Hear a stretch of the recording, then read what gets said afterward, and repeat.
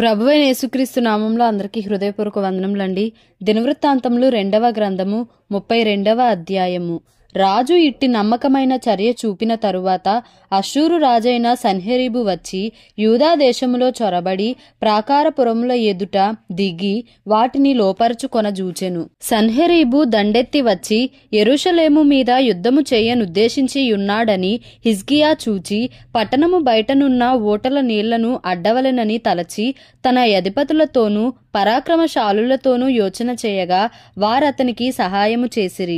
బహుజనులు పోగై అష్షూరు రాజులు రానేలా విస్తారమైన జలము వారికి దొరకనేలా అనుకొని ఊటలన్నిటినీ దేశ మధ్యము గుండా పారుచున్న కాలువను అడ్డిరి. మరియు రాజు ధైర్యము తెచ్చుకొని పాడైన గోడ యావత్తు కట్టించి గోపురముల వరకు దానిని ఎత్తు చేయించి బయట మరి ఒక గోడను కట్టించి దావీదు పట్టణంలో మిల్లో దుర్గమును బాగు చేయించెను. మరియు ఈటెలను డాళ్లను విస్తారముగా చేయించెను.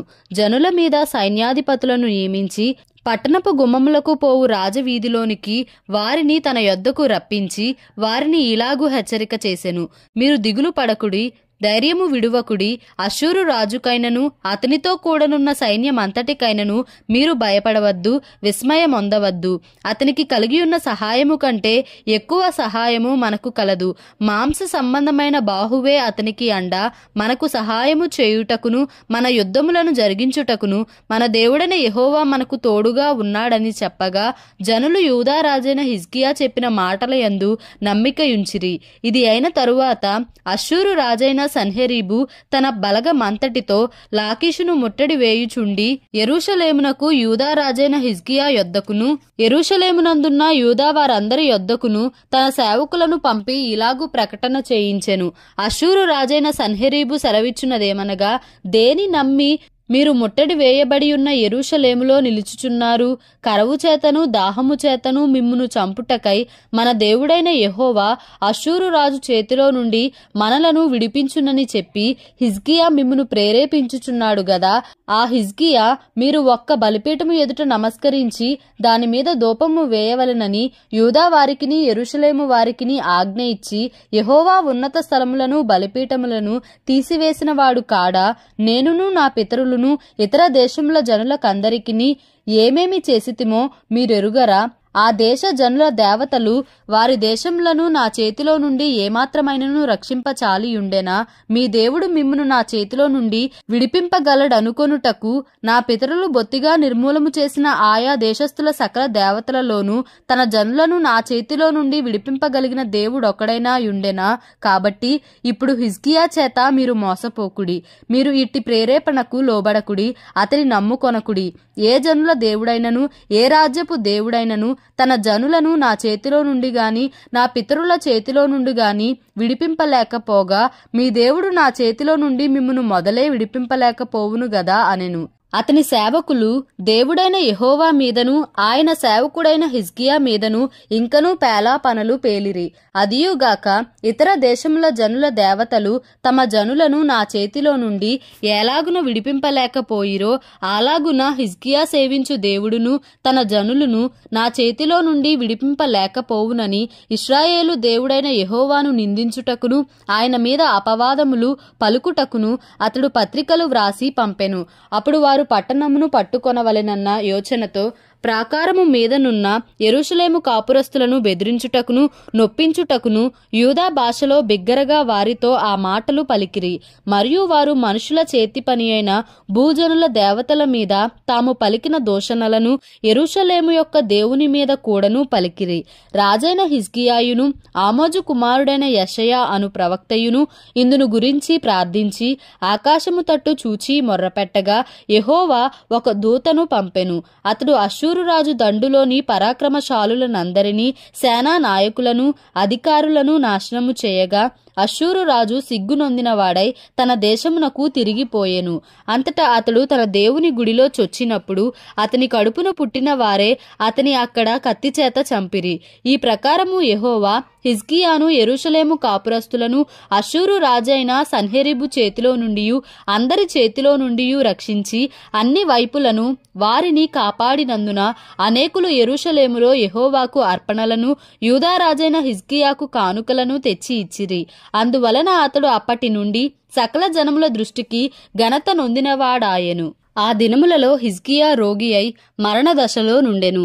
అతడు యెహోవాకు మొర్రపెట్టగా ఆయన అతనికి తన చిత్తమును తెలియపరచి అతనికి సూచన ఒకటి దయచేసెను.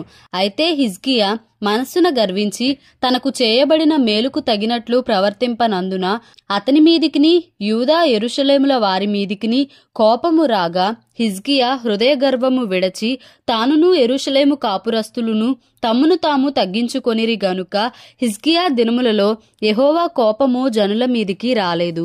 హిజ్కియాకు అతి విస్తారమైన ఐశ్వర్యమును ఘనతయు కలిగెను. అతడు వెండి బంగారములను రత్నములను సుగంధ ద్రవ్యములను డాళ్లను నానా విధములగు శ్రేష్టమైన ఉపకరణములను సంపాదించి వాటికి బొక్కసములను కట్టించెను. ధాన్యమును ద్రాక్షారసమును తైలమును ఉంచుటకు కొట్లను పలు విధముల పశువులకు శాలలను మందలకు దొడ్లను కట్టించెను.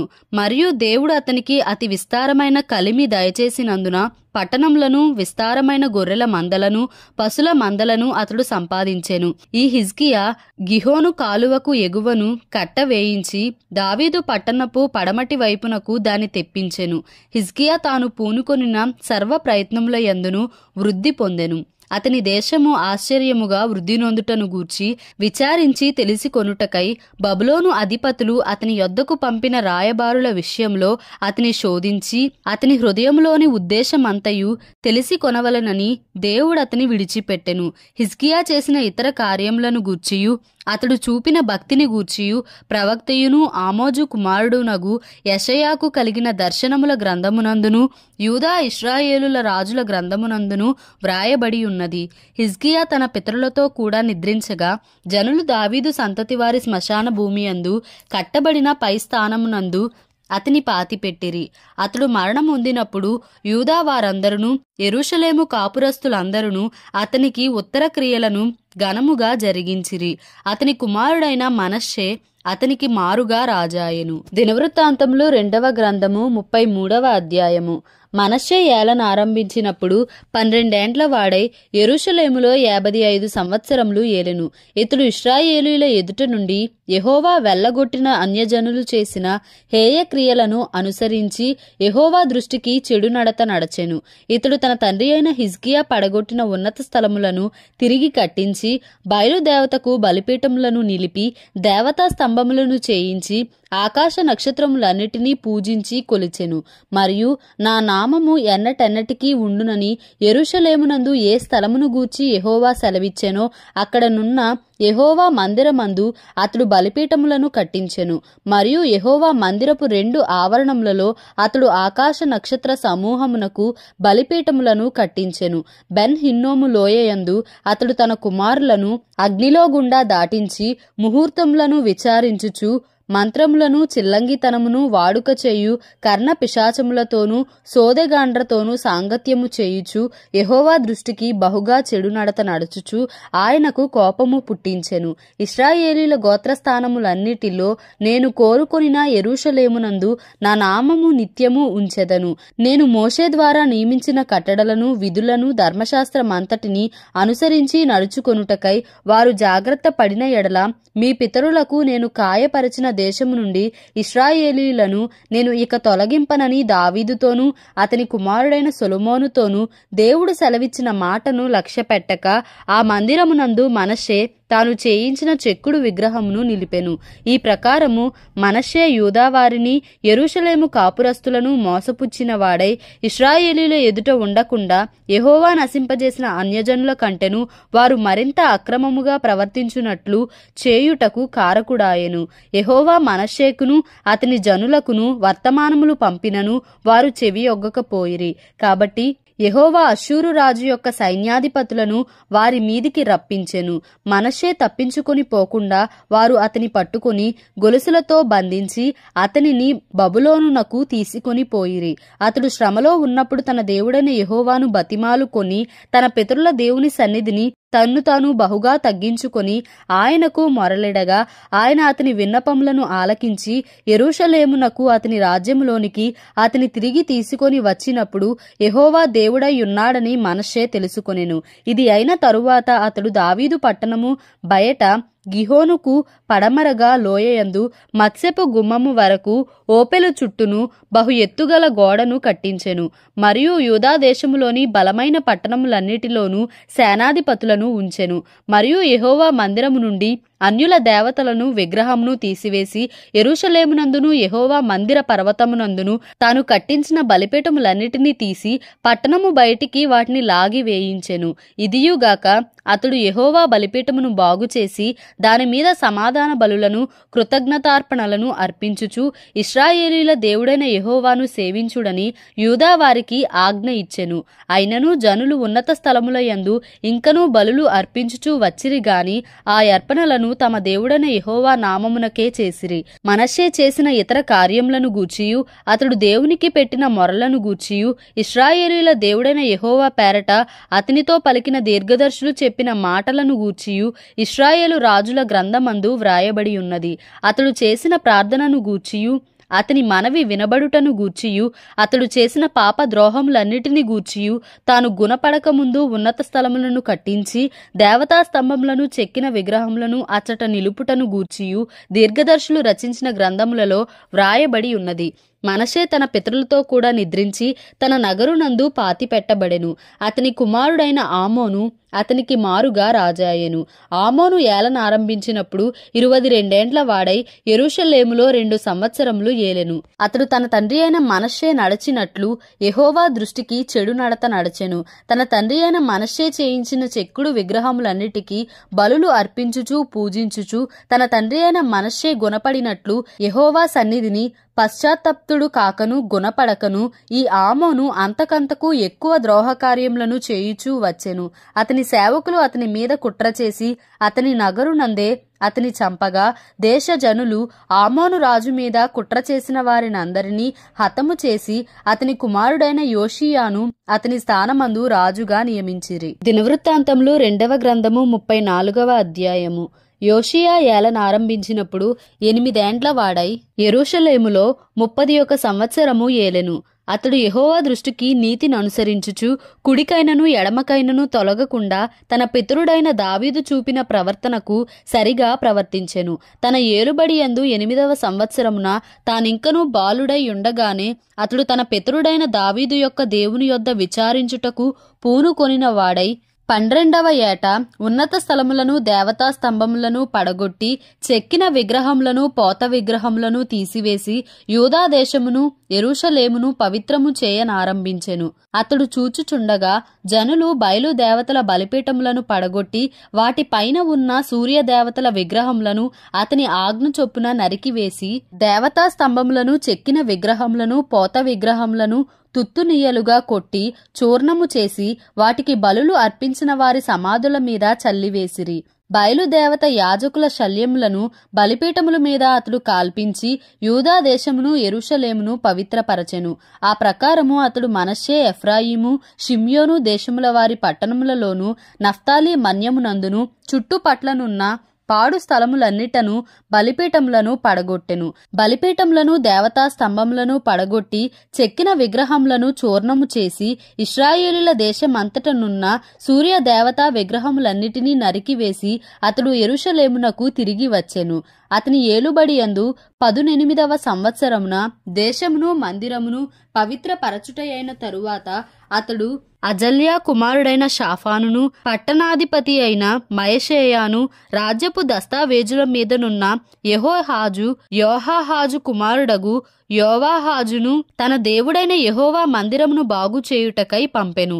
వారు ప్రధాన యాజకుడైన హిల్కియా యొద్దకు వచ్చి ద్వారపాలకులైన లేవీయులు మనష్షే ఎఫ్రాయిమీల దేశములయందు ఇశ్రాయేలు వారిలో శేషించియున్న వారందరి యొద్ద నుండి యూదా బెన్యామీనీయులందరి యొద్ద నుండి కూర్చి దేవుని మందిరంలోనికి తీసుకొని వచ్చిన ద్రవ్యమును అతనికి అప్పగించిరి.